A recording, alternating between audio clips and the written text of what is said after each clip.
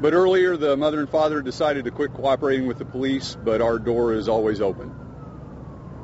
And that's the latest. Did they say why? I don't know. They've always been free. They've been cooperative up to this point, but early this evening they decided to stop cooperating with detectives. Do you think it has anything to do with her flunking the polygraph test? You know, for 3 days I haven't divulged details of the investigation. I'm not going to start now. Again, I can't talk about details of the investigation. Can you tell us where they were when they told you that they would no longer be cooperating? Were they here? Were they at police headquarters? Where were they? I can't. See, does it have anything to do with a family member in Texas that came into town? Well, I will say that, like I've said before, the cooperation of the parents is, we believed, they live in the house. They intimately have information on what's been going on. They know the child. They were, maybe one of our best bets to help find this child. So, yeah, our door's open, and it doesn't help the investigation. Eric? What does that do with your investigation? Because you haven't said that they are suspects, but they haven't been ruled out. Does this make you go one way or another in this case? Well, we don't have any suspects. That's right. We have, from an investigative standpoint, we've enjoyed their cooperation so far. It's been very beneficial to the case. But, you can imagine it doesn't help the case. Does the fact that they are no longer cooperating make the department think that they might have had something to do with the disappearance of their daughter? You know, the investigation is directed and led by hard information. Again, we don't have any suspects. If we had enough to charge anybody with, we probably would be pursuing charges. Right now, that's really about it. What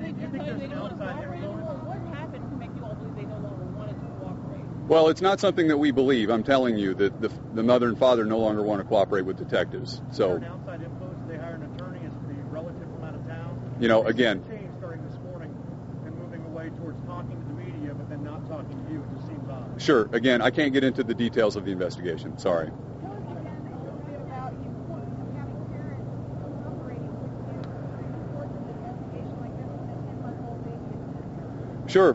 Well, I don't. It's a great question, but really the answer is obvious. Like I said before, they've been cooperating. It's been very helpful. Tonight they decided to stop talking to detectives, and I don't have to illustrate how that affects the investigation. It speaks for itself. Surprised by this? Yeah, I don't know. Yeah, Do you know if the investigators close this down with this surprise? I haven't had the opportunity to ask them that question.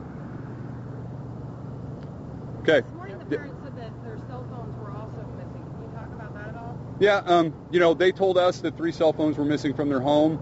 We've looked into it. Obviously, it hasn't produced really anything that we can go forward with. But, yeah, 3 cell phones, according to them, are missing, but it's produced really nothing that we can, like I said, push forward. Has the house been turned back over to them? At this time, I don't know. I haven't been down there. I'm not really sure. It's a good question, but I don't know.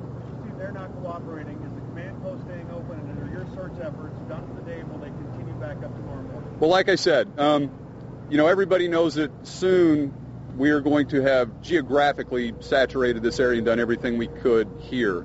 The development that I just mentioned, it really doesn't affect our following up on leads or anything like that. That's full steam ahead. Every time we get any bit of information that we think we can take action on, we're going to take action on it and work it till it's done.